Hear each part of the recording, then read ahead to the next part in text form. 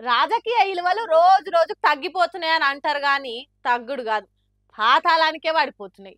ఆహా, అంతకంటే ఇంకా కిందికి దిగజారుతున్నాయి.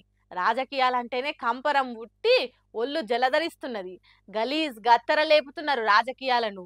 డైనోజర్లు డ్రాగన్లు అంతరించిపోయినట్టు రాజకీయాలలో కూడా నిజాలు మాట్లాడు అంతరించిపోతుంది కావచ్చు. షిషిషి, ఎంత కాంపు లేపుతున్నారు చూడండి పాలిటిక్స్ ను. రాజకీయాలు చేస్తే హుందాగా వైట్ కాలర్ రాజకీయాలు చేయాలి తప్ప ఈ బేకార్ పాలిటిక్స్ ఏంద్రా అయ్యా. షిషిషి, నవ్వేటోని ముంగట సిగ్గు పోతున్నది. చూసిండ్రా ఎసొంటి వార్తలు వండిండ్రో. సిగ్గు శరమున్న ఏ జర్నలిస్ట్ అయినా ఇట్లా తప్పుడు వార్తలు రాస్తారా? ఏం కాకున్నా ఎంతో అయినట్టు ఉద్దర ముచ్చట్లను నొడ్డిస్తారా? మరి ఎవరు ఇట్లా రాసిందంటే రాజకీయ లీడర్లే వాళ్ళ గిట్టనోళ్ళ మీదిగో ఇట్లా చిల్లర వార్తలు రాయిస్తున్నారు. తెలంగాణ పరువును అంగట్ల అర్రాసు వాడినట్టు చేస్తున్నారు. అర్ధరాత్రి సీఎం చక్కర్లు కొట్టిండట. హెల్మెట్ పెట్టుకొని ఓ సినిమా హీరోయిన్ కలిసేదానికి పోయిండట. సెక్యూరిటీ వాళ్ళు ఆపితే అక్కడ కొద్దిగా లొల్లయిందట. ఎంబటే మేడం ఫోన్ చేసి లోపలికి పంపుండ్రు అన్నదట. తిరుగు ప్రయాణంలో అదే సెక్యూరిటీ వాళ్ళు సీఎంను గుర్తుపట్టి ఆటోగ్రాఫ్ అడిగిండ్రట. సీఎం ఏంది, సెక్యూరిటీ లేకుండా రాత్రిపూట సీఎం తిరుగుతాడా? అట్లా రూల్స్ ఒప్పుకుంటాయా?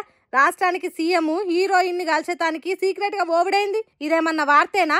సిగ్గు శరం ఉండాలి కదా రాసినోనికి రాయించినోనికి. ఆ వార్తే గలీజు ఉన్నదంటే ఇంకో వార్త ఇంకింత కంపరంగా ఉన్నది. అర్ధరాత్రి కేటీఆర్ హంగామా చేసిండట.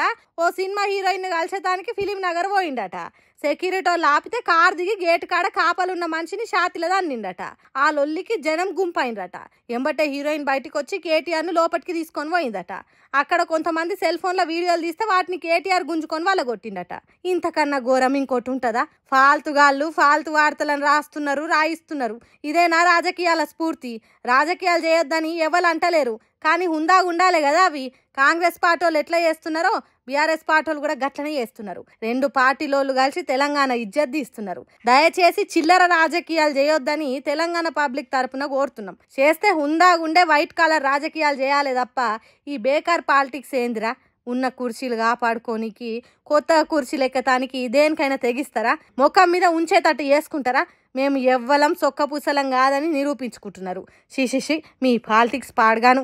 మున్సిపాలిటీ మోరీల కంటే కంపు కొడుతున్నాయి. ఇప్పటికైనా ఇజ్జత్ తెచ్చుకొని ఇసొంటి గలీజ్ గత్తర పంచాలు బంద్ పెట్టుండ్రి అని కోరుతున్నాం.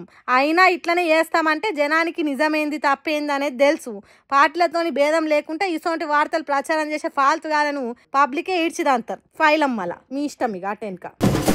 దేవుడు వరం ఇచ్చిన పూజారి అడ్డం పడ్డట్టు శాన జాగలల్లా కింద పనిచేసేటోళ్ళ రుబాబే ఎక్కువ ఉంటుంది. అధికారులన్నా అంత పొగరు చూపెడతారో లేదో తెలియదు కానీ వీళ్ళకి మాత్రం చిన్నగా టెక్కు ఉండదు. ఏదో వీళ్ళే ఓనర్లు అనుకొని ఫీల్ అయిపోయి షంగడ బింగడే కుడతారు. మరి అంతగానం ఏం చూసుకోనో తెలియదు కానీ ఇగో గిసొంటి ముచ్చట్నే అన్న క్యాంటీన్లో అయింది. చూపిస్తాం చూడరి. అన్న కెమెరా దిప్పే.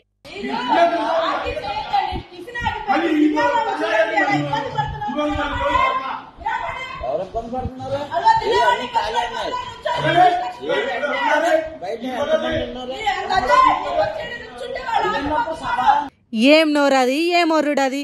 వీళ్ళు అన్న క్యాంటీన్ వర్కర్సా లేకుంటే వీళ్ళే ఓనర్సా?